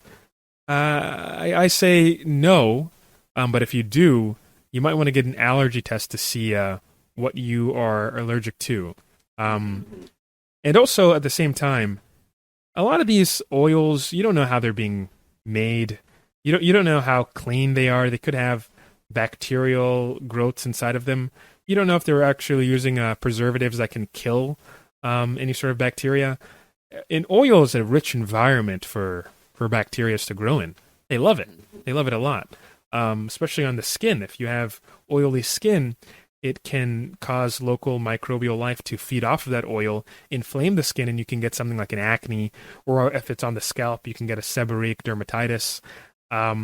So it's for me, I would avoid it as somebody myself who was allergic to plants. When I was 10 years old, I developed a fruit allergy out of nowhere, and I was allergic to all fruit. I had to get allergy shots, so it was pretty. It was about 10 years worth of allergy shots just to be able to eat fruit again and not have any sort of issues. Even today, when I eat an apple, I get a little bit of tingling on my gums, but still, like, this is something people have to keep in mind. In March of 2017, Jermel Brown purchased a hair follicle fortifier product from Dr. Sebi Inc., Dr. Sebi's Office LLC, Jenny Villasenor, and other unnamed defendants. On or about March 10, 2017, Jermel Brown used the product as directed, which resulted in a severe reaction causing his scalp to burn, swell up, and double in size. This also impacted his vision. The plaintiff alleges that the defendants negligently and carelessly sold and administered the product without proper warnings or ensuring that it was safe for public use. This negligence led to significant harm, including physical injuries and damage to Jermel Brown's health, strength, and activity. As a result, he suffered injuries to his nervous system and overall well-being, which continues to cause him great mental, emotional, and physical pain. Jermel Brown is seeking compensation for the damages he has sustained, which include past, present, and future medical treatment costs, loss of employment opportunities, and general pain and suffering. He requests the court to determine an appropriate sum for these damages based on proof. There's that one guy, though, that I want to bring up here, because you mentioned oils. I'm sure you know who he is, the strawberry mint oil guy. Yeah. Yeah. I mean, I feel bad for him in the sense that I think he was pretty clear that he was going to get a transplant at the end. I just think like TikTok kind of went a bit overboard. Yeah, definitely. Clearly, when you get waves, you can brush it down and it can make it look like you have your hairline's growing back. I do think he could have been clearer, but I think he was clear enough that he was getting a transplant at the end. I vaguely remember him saying that in the first episode. But yeah, what do you think about the strawberry mint oil? Because I think oils in general are important to an extent, but because when I see his videos, he talks about how he has seborrheic dermatitis as well. Yeah, very. And every time he applies it, I noticed the week after he talks about how he gets a breakout. I'm like, yeah, I mean, maybe you're allergic. He puts a lot if you watch like some of his newer videos, he puts a lot of stuff in his hair, like some kind of soap, some kind of oil. Yeah. He does a lot to his hair, and maybe it is like something that he actually goes through, so he found ways to help it. I'm not sure, what exactly his process is and how bad it is, right? But um I kind of like you said, I've talked to one guy. He watched his whole series, and he's told me like everybody calls him a scammer now and everything like that. And he's told me like he's not a scammer. He always talks about how he was going to get a hair transplant and that the oil is helping, but the way the videos convey the oil, it kind of looks like he's growing his corners back, The Yeah. way the videos are played out. So it kind of gave that illusion to the fact that, oh, this guy is using this oil and is growing all his hair back. I'm gonna buy it, right? You know what I mean? So especially when he had like a Norwood too, and so those areas, those corners were really bald. Like there's no hairs on those corners. Social media is full of know-it-alls. They think they know everything. They do everything for clout. They have a bunch of followers that they gossip to. I won't use gossip. You have these creators, these haters. I'm not gonna say creators. These haters that just watch your every step, your every move. They hate on you for a while. They make videos about you. I'm using myself as an example. I have a bunch of haters on social media that make content about my hairline, and they talk to their fans and they hate on me, telling their fans lies basically about my life, like they know me or something. Or even if it's something good, like me growing my hairline in, which I never told anyone I did, they make videos telling their fans that I grew my hairline in. But then when stuff turns out not to be the way they explained it to their fans, they make videos telling their fans that I lied when I never said anything. So those people, they don't like to own up to their wrongs, their wrongdoings, and they like to blame stuff on people, which is, why we're here today. They make videos that's not true and then blame it on me when they're wrong. That makes no sense to me at all. I'm an entrepreneur. I don't use social media for fun or for entertainment. I use social media to sell products. So I'm like, okay, if I'm going to do a hairline journey to try to grow my hairline in, I might as well sell something. So I came out with the strawberry mint growth oil. Growth oil. This right here. Yeah. I did some research on a lot of hair growth oils and combined everything together. We got the strawberry mint growth oil, okay? And then you progress through the video and you start to notice like, yo, he has his whole hairline back. Obviously people are going to see that and be like, wow, the hair growth oil is the one that brought his hair back. So I think it was just like a perception thing. Even when I was watching the video, I was a little bit, because I already know how oils work, and like that's not going to grow those bald areas back. Yeah. So I already knew that. So in watching his videos, I'm like, what else is going on? Are you taking minoxidil? Are you taking finasteride? Right? Did you already get a hair transplant? You didn't tell nobody? Because I haven't watched like all his videos, right? So it wasn't until like one of the video that blew up where he showed his hairline again, like he pulled his hair back, and showed like, oh, nothing has grown back on those bald areas, right? Yeah. That's not how oil works. It's not going to regrow those bald areas of hair. So it is unfortunate. I do feel bad that people are calling him a scammer, especially when I talk to the person I'm talking to and you about, like, he's always said that he's getting a hair transplant. The oil is just helping him with his regrowth process. So yeah, it's unfortunate that he's looked at like that. I still think it was like he knew what he was doing at the same time. Yeah, that was some really effective marketing. That was Like, you know what you're doing at the same time. You're selling the oil as well, so it's like, come on, man. Like, I know what it is, you know what it is, and a few other people know what it is. But like, when you have something on TikTok that's going viral, hundreds of thousands of likes and millions of views, of course you're not going to be like, oh wait, guys, look, my hair is actually not growing. Like, I want y'all to know that, like, this oil is not going to help you regrow your hair because I'm still balding. So I think he got all the money he could out of it. He got his transplant, and it's unfortunate how it worked out. But at the same time, I think he knew what he was doing.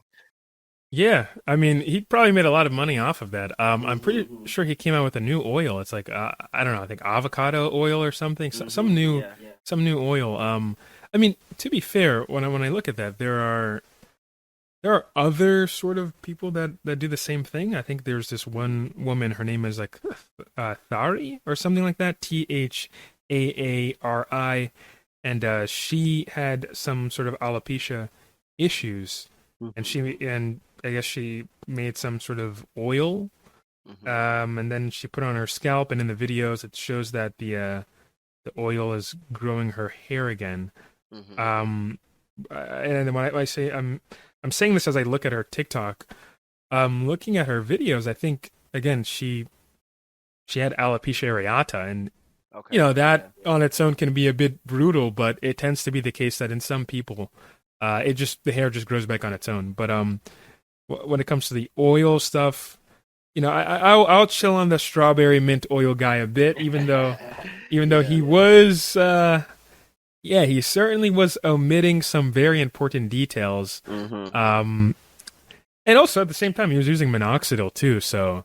Right. Yeah. Like tell the full story, because even like when you just talked about this girl that has alopecia areata, I was like, okay, you're using the oil. Are you doing anything to your diet? Like, are you taking any other medications? Like, just tell the full story. Exactly. Yeah. Definitely. I think that's pretty irritating, because if you don't give the full story about the treatment, and this is weird. You have these people who are like fake hair natties. It's a weird thing to say. Yeah, and I know you. Yeah, I know you've heard that with probably with steroids and like the working out and stuff like that. And now you're seeing the same thing with like hair loss. Like, oh, I grew my hair back, not with finasteride, but I did it with using like saw palmetto and going outside in the sun or some shit. Yeah. And then they talk about how grass needs sunlight, so your hair needs sunlight to grow. Right. And then you go back on the timeline. You go back on their timeline, and then you see they got a hair transplant, and they also have been taking dutasteride or something crazy. Right. It's like, wow, okay, so you're just not telling the truth. You're not telling the full story, and that's what I pride my my hair journey on. Is like I've always, because I have people come to my videos and under my comments, and they're like, I don't feel like you got that many grafts. Oh, okay, here's a video of me showing the documents of how many grafts I got. Oh, what was another thing somebody said? I don't think you're telling the full truth of finasteride. I'm like, I have videos about me talking about like the side effects that I went through on finasteride and minoxidil. Like, I've always been like prideful about showing everybody the full story, because I don't like when people try to hide their whatever else is they're using, or whatever else they're like going through to people to like change or shift the narrative around something. Like, I always want to provide as much truth as I can. So when I see people, even like, again, I don't feel, I get like why I feel bad for mint hair growth oil, strawberry mint hair growth oil, but at the same time, like, he knew what he was doing, and he profited from it. So it's, at the end of the day, it's like, yeah, I get it, but at the end of the day, it's like, You did it on purpose. You knew what you were doing because there was nothing stopping you from saying, "Hey, look at my hair, guys. It's not actually, growing." Or even with the saw palmetto guy, where he's like, "Yeah, my hair is just growing," and it's like, "Yo, you have a hair transplant. Like, why not just tell the truth? Why not give people the information they need to actually, fix what they're going through instead of trying to like bullshit. You know what I mean? So yeah. Yeah, it's just. I mean, I think it's like when you hear that something is natural, there's a bias that natural means good. Hmm. So let me do what is, I guess, good, right? Hmm. That's this sort of calculus that people come towards, which is why I don't know. It's kind of crazy because the supplement industry and these oils, there's no regulation whatsoever. So you don't even know what you're getting sometimes. You Hmm. could be Yeah. getting something just like random that's not even the oil that is described, right? Hmm. So it's Definitely. definitely something I think people should look into before they put it on their heads. You put it on your head, like I've talked to people that get folliculitis, right? Oh And then wow. it's like, yeah, let me put on oils.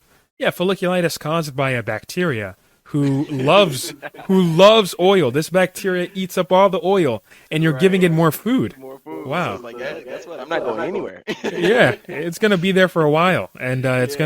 it's tragic because it just makes the situation worse for some people, and then Definitely. they find out down the line that they could have done something else, but by then it's the damage has already been done. Yeah. Um, Right. I, Definitely. I guess we're at that point where in this interview where if there's any like I guess I can say this like what advice do you have to your younger self when it comes to treating hair loss? And what advice would you bestow upon the listener who may be, kind of second guessing whether or not they're facing any sort of hair loss issues? Yeah, I want to talk to you about this as well because I definitely think you have more like knowledge on this topic, right? I get a lot of young people, and I can bring it to myself as well. I get a lot of young people in my DMs, maybe like 18, 20, that are, suffering from hair loss. Like they just got it really early, unfortunately. Um, and they talk about like I want to get on finasteride, I want to get on minoxidil. In my mind, I'm like, I I don't want to I feel like I don't know if there's like an age limit to it is what I'm asking, right? So if I'm just thinking about my younger, we can go back to that question. But if I'm just thinking about my younger self, if I'm 20 years old, I started losing my hair, I would tell him, don't be afraid of finasteride minoxidil. Just take it. Just take it, see how it works with your body. If everything's fine, just keep on it. Because I could have saved, I tell myself this all the time, or I tell other people how much hair I could have saved if I was just on finasteride minoxidil once I started noticing my hair was shedding. Me being in denial for 3, 4 years kind of ruined my chances of saving whatever hair I had left. So in that process, I'm like, if I'm just talking to other people that are suffering from hair loss at the very early stages, get on finasteride and minoxidil. If you're too far gone, and I want people to know this, if you are bald in certain areas, like the hair is gone. There's no hair there. It's not thinning. Those hairs are gone, completely depleted. Yeah. There's nothing that finasteride, minoxidil oils, hair growth supplements is going to do to regrow those hairs. Those hairs are dead. So the only fix that you're going to be able to do is a hair transplant. I think a lot of people they get into this they have like the misconception that if you're fully bald, I just take finasteride and minoxidil and my hair will grow back. It doesn't work like that. No, no, no, no, no. It doesn't work like that. At a certain point of your balding progression, once those hairs are gone, they are gone forever. You will need a hair transplant to recover those hairs. And that would be like my thought process. If you're in the early stages, get on finasteride minoxidil. If your hair is already bald to the point where it's like noticeable and you can't do anything to recover it when it comes to like saving your hair, you get the hair transplant and then take finasteride and minoxidil to keep the hair that you already have. But going back to the question for you, what is the age? Is there an age that a person can start taking finasteride and minoxidil? Does it have any side effects or any disadvantages to taking it at an early age? Yeah, that's a really good question. And from the literature that I've seen, the dermatologists that I've spoken to quite a lot, and actual researchers as well. It tends to be the case that when you're done puberty, Now, what that means is different for some people. I know dudes now who, back in middle school they had a big ass beard, and now that I see them, yeah, it's crazy. I see them now; they're pretty bald. So Yeah. maybe he was done puberty at I don't know, maybe 17, right? Mm-hmm. Where there are some people who I've had consultations with some people who've been asking me questions. They're 22 and their growth plates are still open and they're still going through puberty somehow. They're still going through signs of puberty.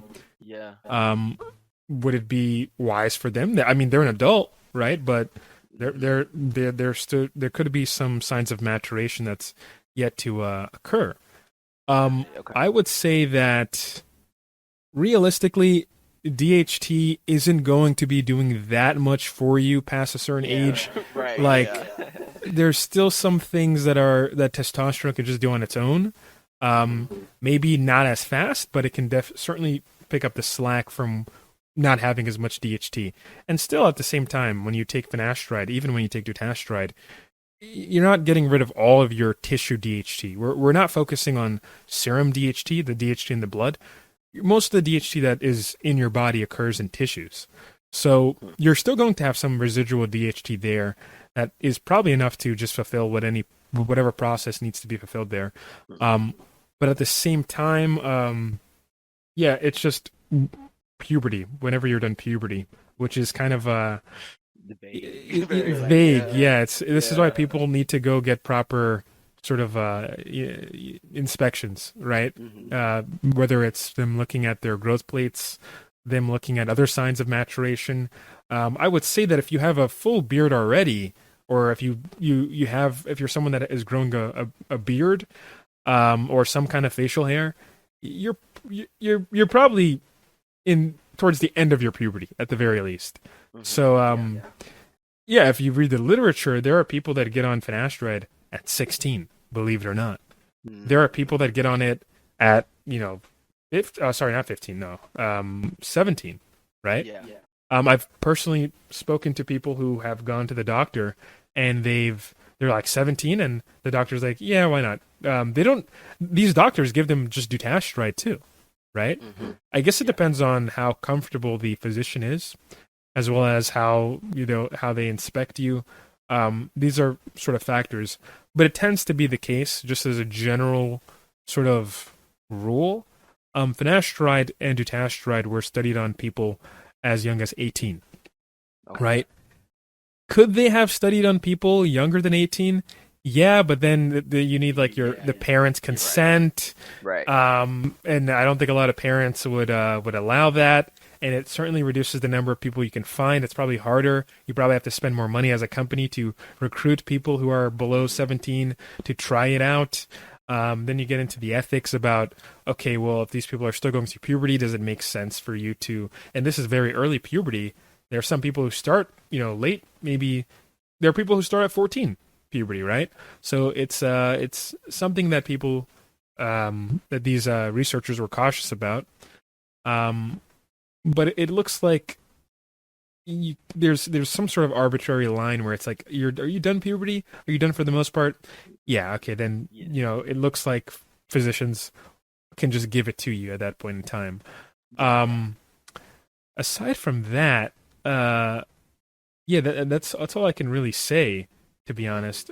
For me, I mean, I don't care. I saw my brother, my oldest brother.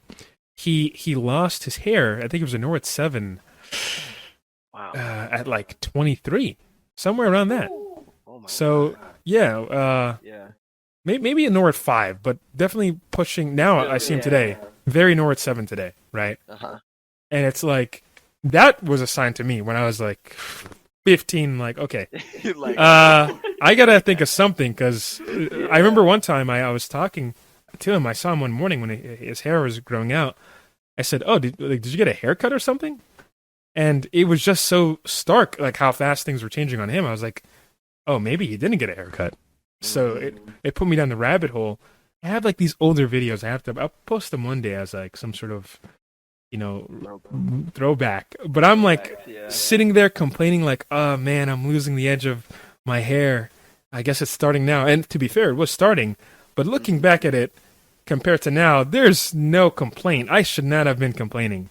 I couldn't have gone on finasteride at that point in time because the telemedicine thing, it wasn't as popular. It wasn't even popular. We didn't have a Keeps or Hims back in like 2015, right? Yeah. Back in 2016, that didn't exist. But if I had the ability to, just in my sensibilities back then, from the videos that I have, I was all for it. I already knew about Propecia. I would have went for it. Oh yeah. The thing is though, with my doctor, I've given it to me and she said there's nothing you can do about it. There's no sort of treatment that can help you. This is just how it is. And I was like, I guess that was my first experience with a doctor who kind of said finasteride doesn't work or it can't work. It doesn't make any sense. Wow. Yeah, certainly I would have gone on it at age 18. I would have definitely have gone on it. But I didn't. I got on it when I was I want to say 20, 21, 20. Yeah. So it's and I'm 23 now. About to be 24 soon. So it's like, You certainly kinda- would have gone on it at 18. Yeah. Yeah. So are you and your brothers like both same mom, same dad? Yep. Same. Okay. Yeah. So you might have had the same kind of not reaction or aggressive balding as him. You just never know. Yeah. 23 now, and you saved your hair by getting on. You was on finasteride and minoxidil early. Like what age did you start it? So I started minoxidil first because it was a pain. I was using it on my face, but it was a pain to get finasteride. Like, Yeah. Right. when I was like 19 and 20, I was like, oh man, I'm trying to get it, trying to go here, trying to go there. And then the pandemic happened, COVID happened.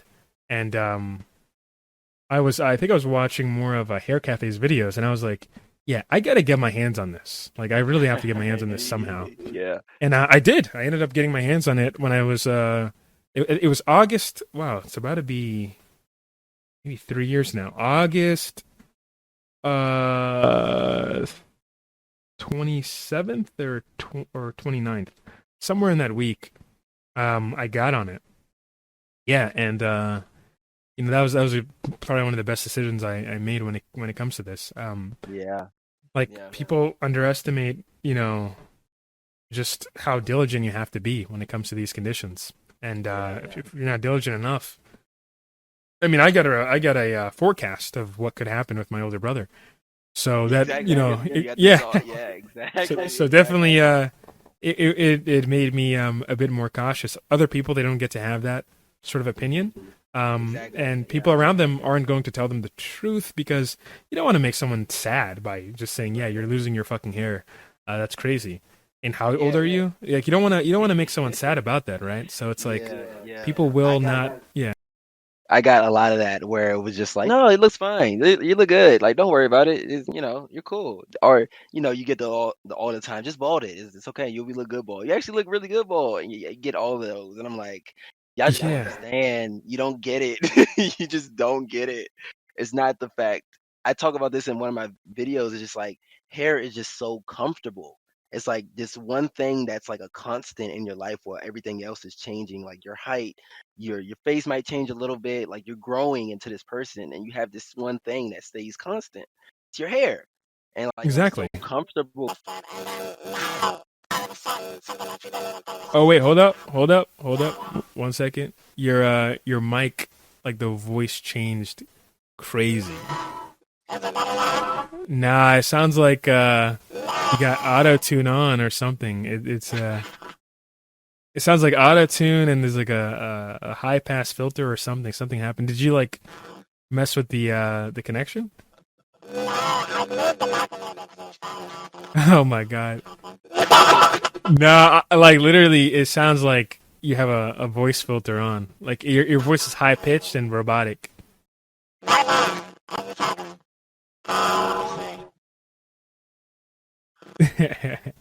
A few moments later. Okay, does that work? Yeah, that works. Yeah. Okay.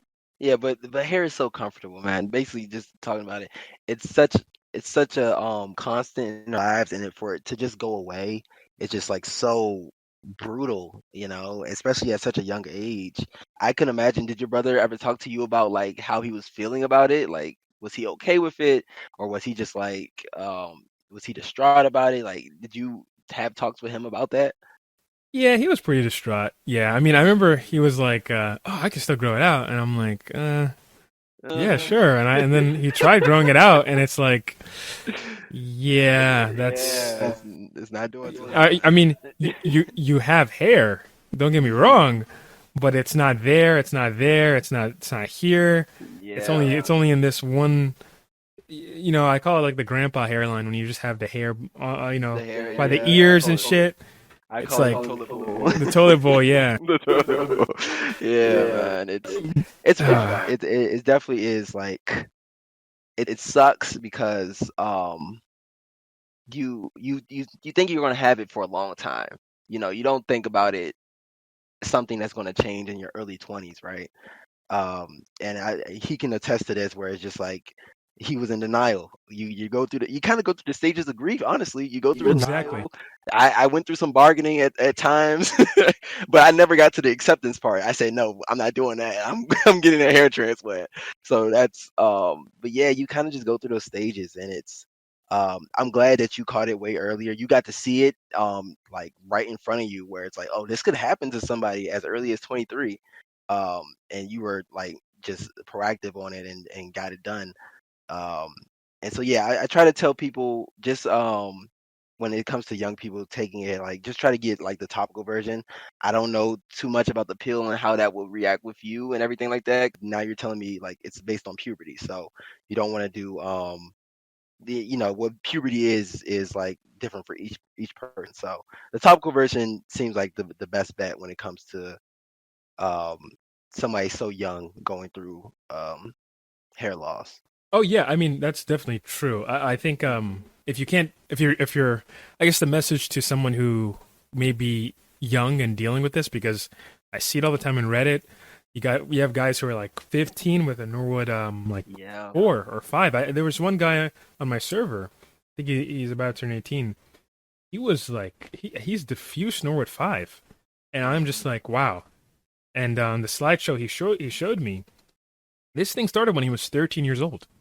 Wow. 13. That's rough. Man. So, I mean, yeah, you definitely go to a doctor, and at the very least, if you can't use it orally, ask if you can use it topically, because that could save you a lot of time. It could actually just stop it, and then when you're old enough, maybe 18, you can just hop on oral finasteride or oral dutasteride if need be.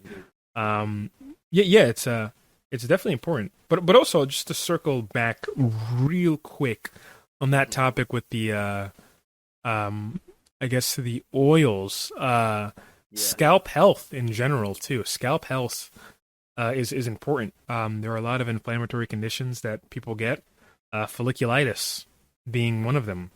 When you have microbes in your skin and it feeds off of oil or anything, you can get these sort of pimples on the scalp that a lot of people describe, especially who are dealing with androgenetic alopecia. They get pimples on their scalp, and also on their face. Right? It's a hormonal sort of condition in and of itself.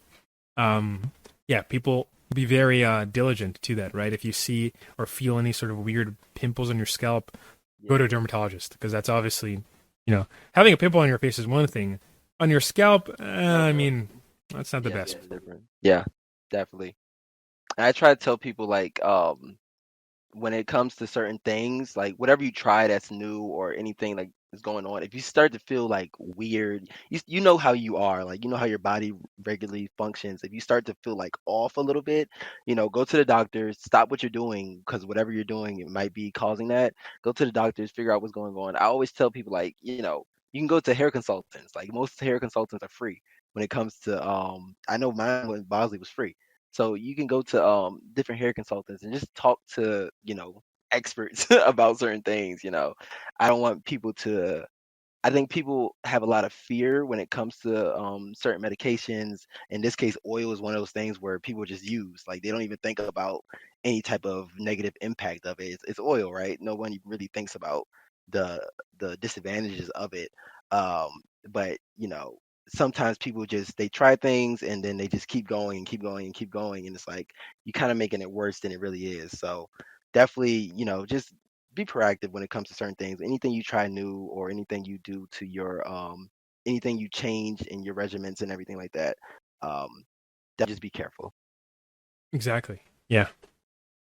I guess with that being said, is there any sort of like final messages to the audience? Anything you want to shout out? Anything. This is your time. It's towards the end of the interview. I kind of want to ask you another question, right? So, Sure. I talked about this in one of my videos too. I started growing hair on my legs really early, like in elementary school, right? And I asked people in the comments to say like, if you had something similar to that, like maybe you started growing a beard or if you just started having like hair, because I can't remember exactly what age. I know I was in elementary school and I was like so ashamed of it. I used to wear pants all the time, even like in the summer times, because I'm like, why do I have hair on my legs? I'm like, I'm a kid still. And going more into like the hair journey and realizing that maybe that's a little bit of like a sign of like, oh, you might end up suffering from androgenic alopecia. You're growing hair or you're going through puberty very early.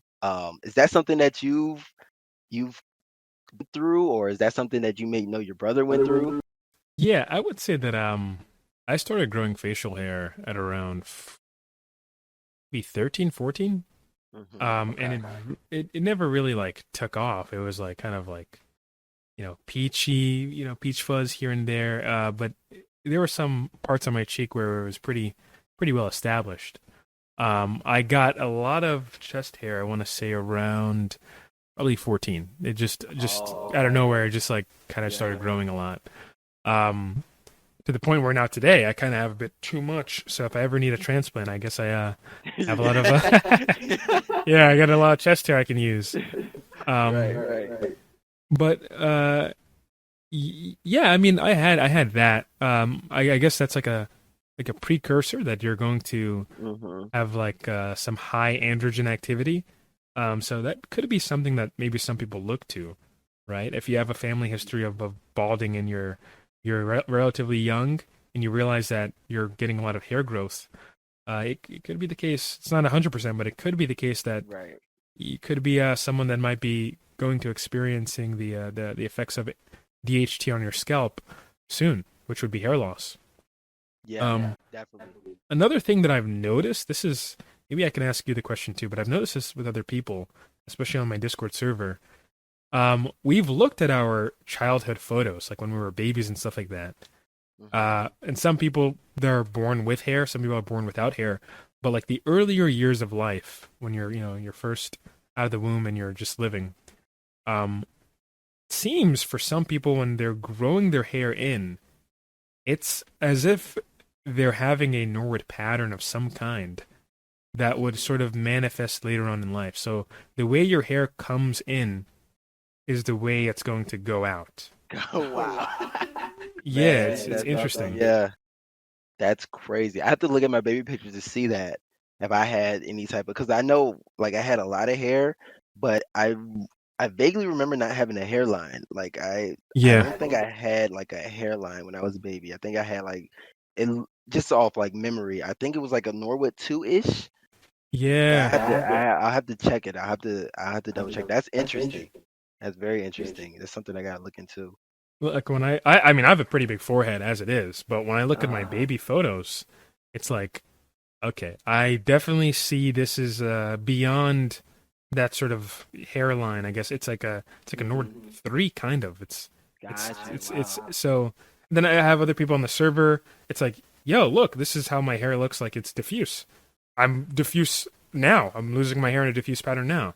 Oh, look, I have a Norwood 4 pattern here. I have a Norwood 4 pattern now. So it's like, damn, is it kind of just like programmed? Like, okay, this comes on first and then this goes out this way. I think it is kind of programmed to some extent. Yeah, to some extent, because that's what I tell people about the finasteride minoxidil thing. Like, you're fighting genetics. Like, you can talk about the natural things all you want. Like, you're trying to fight against your genetics, right?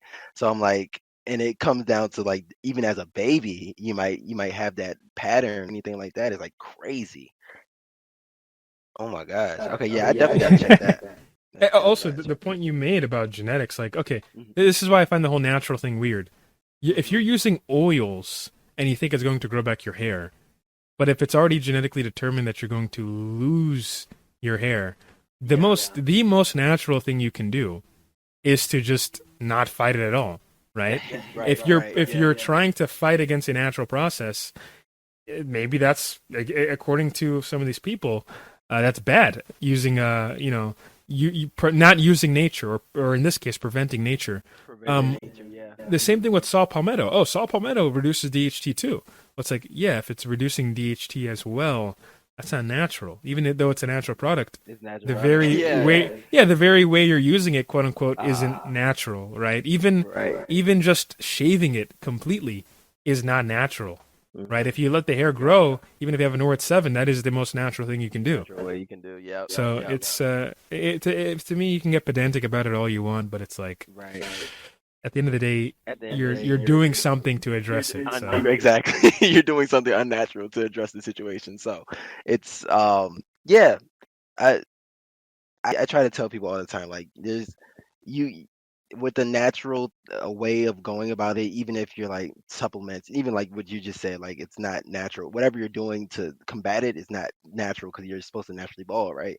But like you're trying to fight your genetics. There's no way a plant is gonna help you fight your genetics. You know, to me at least, like to me, it's like there's no way you're gonna change your hormonal balance off of a fruit or off of a tree. So yeah, it's one of those things where I just try to tell people, just try it. I think that's if anything, closing statement is like, just try it. Try it to see how it works for your body. Don't overthink it. Don't listen to these fear mongers that, because I think, is it just one study that says like finasteride causes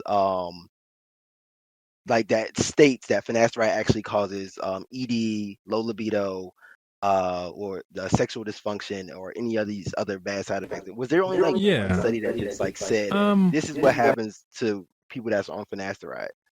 Yeah, so I mean, since then there have been numerous studies that people have done, various institutions who have no affiliation with each other whatsoever. A lot of independent research that has gone into this, where they have noticed that, okay, yeah, you can have libido side effects, but at the same time, millions of men take this drug a year. Who's to say that a lot of these men would have probably had that issue already? Libido issues are common aside from using finasteride. There are men who get libido issues outside of any sort of drug intervention. They just get it because maybe it's a mindset thing. Maybe it's they already have some sort of genetic predisposition towards it. Maybe they're doing other things. They're probably not sleeping well. They don't have a good diet.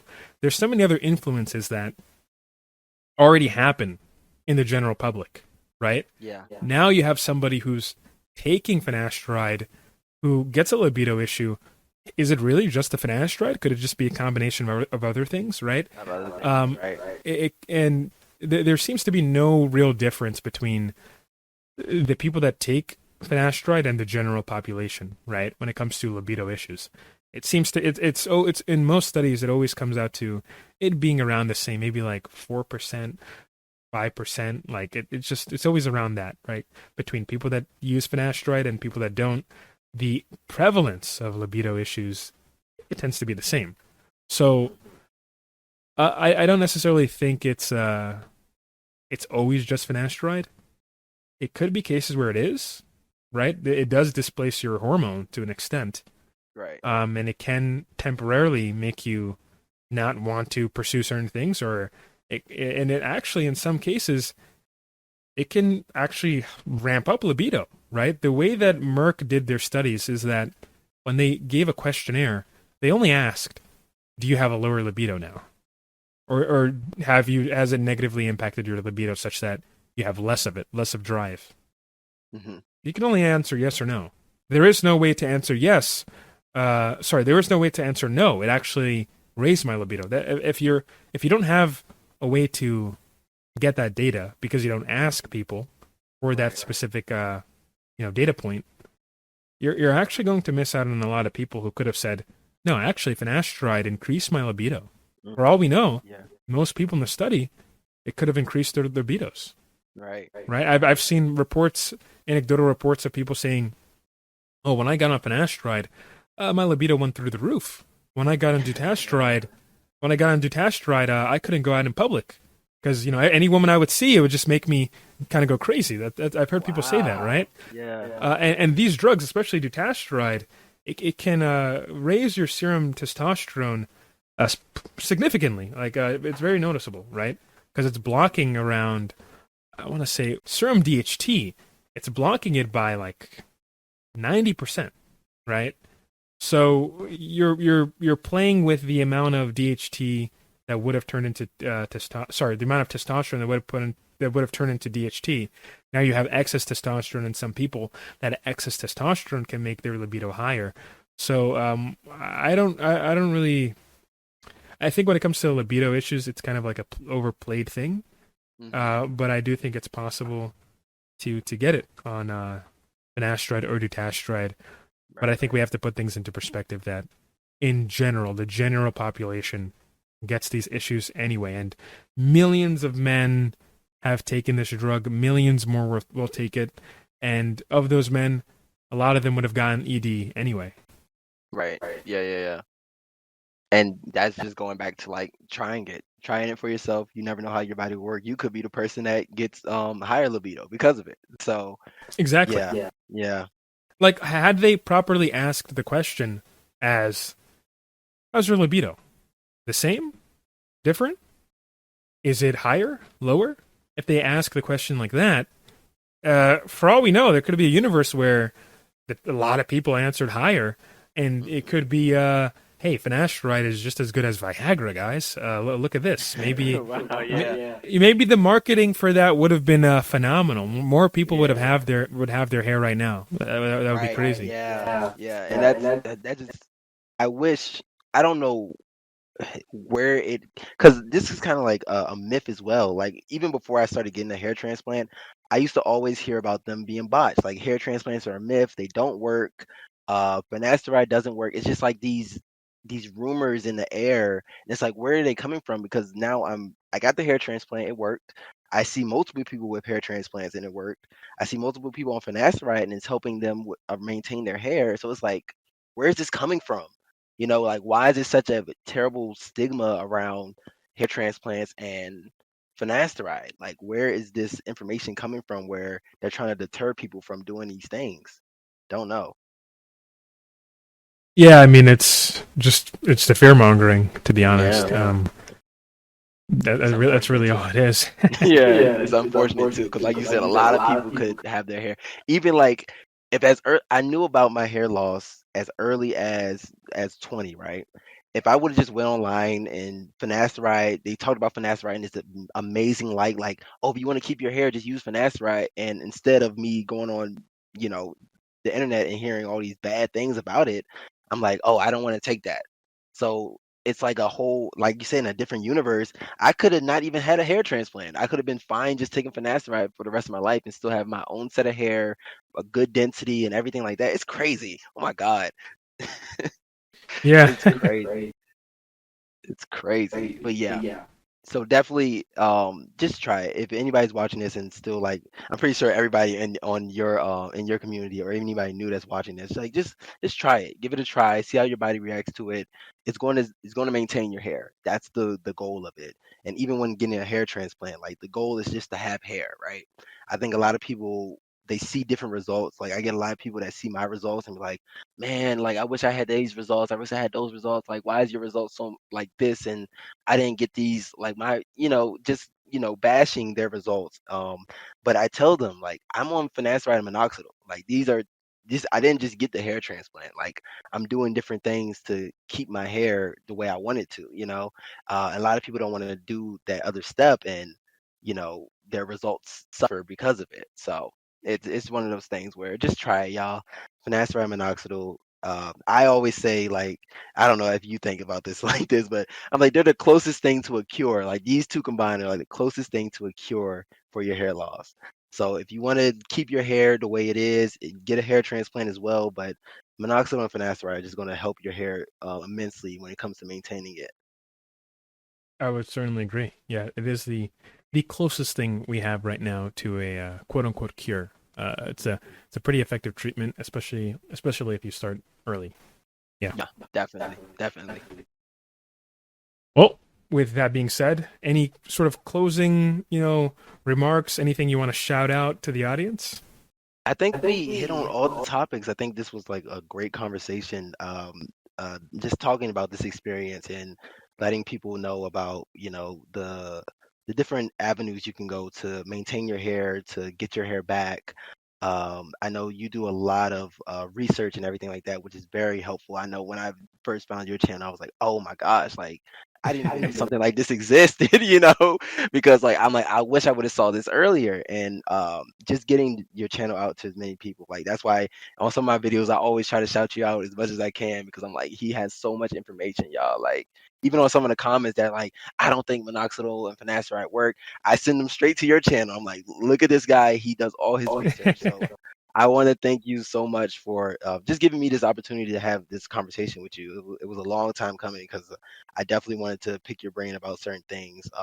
Very knowledgeable on the topic, and just thank you for giving me this platform to share my history and my results with everybody. You can definitely go see my results on my channel. I have like a whole series about my hair from I think month 1 all the way up to 12 months to where I am now, where I have like almost like a full afro. I just got braids too, and shows like how well the transplant can be with such low grafts, and what finasteride and minoxidil can do for your results. So definitely thank you so much for this opportunity. I really appreciated it.